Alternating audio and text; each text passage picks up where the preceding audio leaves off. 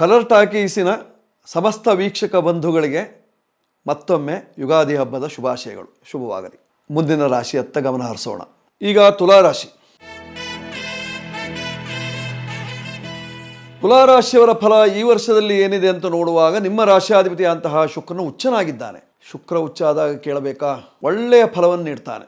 ಯಾರಿಗೆ ಒಳ್ಳೆಯ ಫಲ?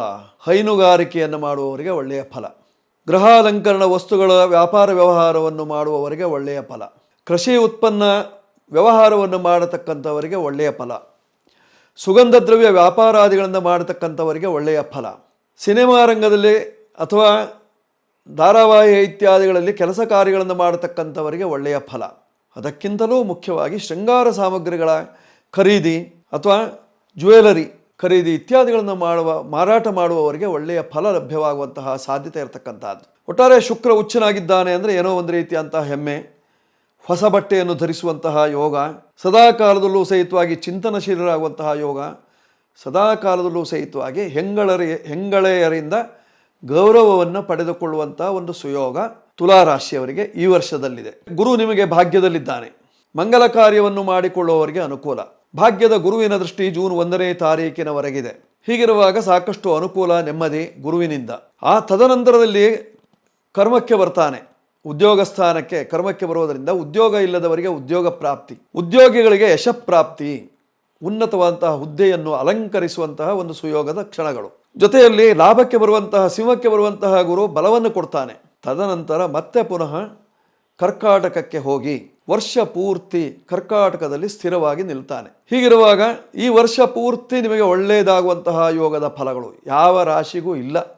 ಇಷ್ಟು ಒಳ್ಳೆಯ ಫಲ ತುಲಾ ರಾಶಿಯವರಿಗೆ ಅತ್ಯುತ್ತಮವಾದಂತಹ ಫಲವನ್ನು ಕಾಣುವಂತಹ ಒಂದು ಸುಯೋಗದ ಕ್ಷಣಗಳು ಈ ವರ್ಷದಲ್ಲಿ. ಪರಾಭವ ಸಂವತ್ಸರದಲ್ಲಿ ನಿಮಗೆ ಪರಾಭವ ಕಡಿಮೆ. ಪರಾಭವ ಸಂವತ್ಸರ ನಿಮಗೆ ಅನುಕೂಲವನ್ನು ಮಾಡಿಕೊಡುವಂತಹ ಕಾಲ. ಯಾಕೆ?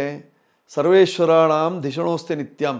ಸರ್ವೇಶ್ವರಕಾರಕನಾಗಿರತಕ್ಕಂತಹ ಗುರು ಬಲಿಷ್ಠನಾಗಿದ್ದಾಗ, ಬಲವಂತನಾದಾಗ, ಅಥವಾ 9, 10, 11 ಈ ಭಾಗದಲ್ಲಿ ಅವನ ಸಂಚಾರ ಇದ್ದಾಗ ನಿಮಗೆ ಒಳ್ಳೆಯ ಕಾಲವಾಗಿರ್ತಕ್ಕಂತಹದ್ದು, ಸದಭಿರುಚಿಯ ಕಾಲವಾಗಿರ್ತಕ್ಕಂತಹದ್ದು, ಸನ್ಮಾರ್ಗದಲ್ಲಿ ಹೋಗುವಂತಹ ಕಾಲವಾಗಿರ್ತಕ್ಕಂತಹದ್ದು, ಅಥವಾ ಸಜ್ಜನರ ಸಹವಾಸವನ್ನು ಮಾಡುವಂತಹ ಕಾಲವಾಗಿದೆ.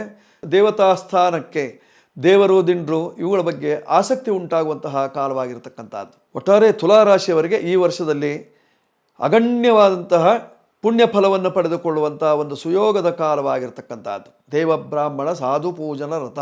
ಪ್ರಾಜ್ಞ, ಒಳ್ಳೆ ತಿಳುವಳಿಕೆ ಬರ್ತದೆ, ಒಳ್ಳೆ ಹೆಮ್ಮೆಯಿಂದ ಬದುಕಬೇಕು ಅನ್ನುವಂತಹ ಭಾವನೆ ಬರ್ತದೆ, ಜನರಿಂದ ಗೌರವವನ್ನು ಪಡೆದುಕೊಳ್ಳಬೇಕು ಅನ್ನುವಂತಹ ಉತ್ಸುಕತೆ ಉಂಟಾಗ್ತದೆ. ಅತ್ತ ನಿಮ್ಮ ಗಮನ ಹರಿದಾಗ ನೀವು ಸಾಕಷ್ಟು ಪ್ರಯೋಜನವನ್ನು ಪಡ್ಕೊಳ್ತೀರಿ. ಬಿಳಿ ಬಣ್ಣದ ವಸ್ತ್ರಗಳನ್ನು ಧರಿಸುವುದರಿಂದ, ಬಿಳಿ ಬಣ್ಣದ ವಸ್ತುಗಳನ್ನು ದಾನ ಮಾಡುವುದರಿಂದ, ಅರ್ಥಾತ್ ತಂಡುಲಕ್ಕೆ ಅಧಿಪತಿಯಾಗಿರ್ತಕ್ಕಂಥವನು ನಿಮ್ಮ ರಾಶಿಯ ಅಧಿಪತಿ. ಆದ್ದರಿಂದ ಅಕ್ಕಿಯನ್ನು ದಾನ ಮಾಡುವುದರಿಂದ ಅಥವಾ ಅಕ್ಕಿಯನ್ನೇ ಜಾಸ್ತಿಯಾಗಿ ಉಪಯೋಗಿಸುವುದರಿಂದ ನಿಮಗೆ ಅನುಕೂಲ ಉಂಟಾಗುವಂತಹ ಸಾಧ್ಯತೆಗಳಿದ್ದಾವೆ. ಅನ್ನಪೂರ್ಣೇಶ್ವರಿ ಅನುಗ್ರಹ ಬೇಕು. ಸಾಧ್ಯವಾದರೆ ಗೊರವನಹಳ್ಳಿ ಮಹಾಲಕ್ಷ್ಮಿಯ ಸನ್ನಿಧಾನಕ್ಕೆ ಹೋಗಿ ಬನ್ನಿ.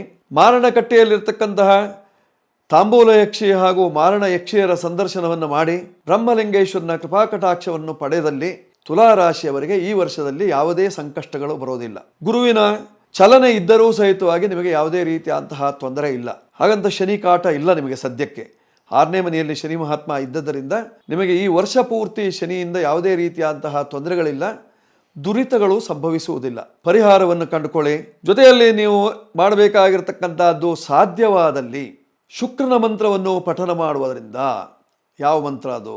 ಹಿಮಕುಂದ ಮೃಳಾಲಾಭಂ ದೈತ್ಯಾನಾಂ ಪರಮಂ ಗುರುಂ ಸರ್ವಶಾಸ್ತ್ರ ಪ್ರವಕ್ತಾರಂ ಭಾರ್ಗವಂ ಪ್ರಣಮಾಮ್ಯಹಂ. ಸರ್ವಶಾಸ್ತ್ರ ಪ್ರವರ್ತಕನಾಗಿರತಕ್ಕಂತಹ ಶುಕ್ರನ ಮಂತ್ರವನ್ನು ಜಪಿಸುವುದರಿಂದ ನಿಮ್ಮಲ್ಲಿ ಎಷ್ಟೋ ಬದಲಾವಣೆ, ನಿಮ್ಮಲ್ಲಿ ಎಷ್ಟೋ ಚಿಂತನೆ, ಅದಕ್ಕಿಂತಲೂ ನಿಮ್ಮ ವ್ಯವಹಾರಗಳಲ್ಲಿ ಸರಳತೆ ಇತ್ಯಾದಿಗಳು ಉಂಟಾಗುವಂತಹ ಸಾಧ್ಯತೆಗಳು ಸಾಕಷ್ಟಿದೆ. ಒಮ್ಮೆ ಈ ಮಂತ್ರವನ್ನು ಜಪಿಸುವುದಕ್ಕೆ ಕಷ್ಟವಾದಲ್ಲಿ ಓಂ ಶುಕ್ರಾಯ ನಮಃ ಅಥವಾ ಓಂ ಭಾರ್ಗವಾಯ ನಮಃ, ಓಂ ಭೃಗುಪುತ್ರಾಯ ನಮಃ ಈ ಮಂತ್ರವನ್ನು ಪಠನ ಮಾಡುವುದರಿಂದಲೂ ನಿಮ್ಮ ಕಷ್ಟಗಳು ದೂರವಾಗುವಂತಹ ಲಕ್ಷಣಗಳಿದ್ದಾವೆ. ನೀವು ಬಳಸಿಕೊಳ್ಳಬೇಕಾಗಿರ್ತಕ್ಕಂತಹ ಸಂಖ್ಯೆ 6. ಉತ್ತರ ದಿಕ್ಕಿನಲ್ಲಿ, ಪಶ್ಚಿಮ ದಿಕ್ಕಿನಲ್ಲಿ ವ್ಯವಹಾರ, ಇದು ನಿಮಗೆ ಅನುಕೂಲವನ್ನು ತರ್ತದೆ. ಮಾಡಿಕೊಳ್ಳಿ, ಶುಭ ಉಂಟಾಗ್ತದೆ ಈ ವರ್ಷದ ಪರಾಭವ ಸಂವತ್ಸರದಲ್ಲಿ.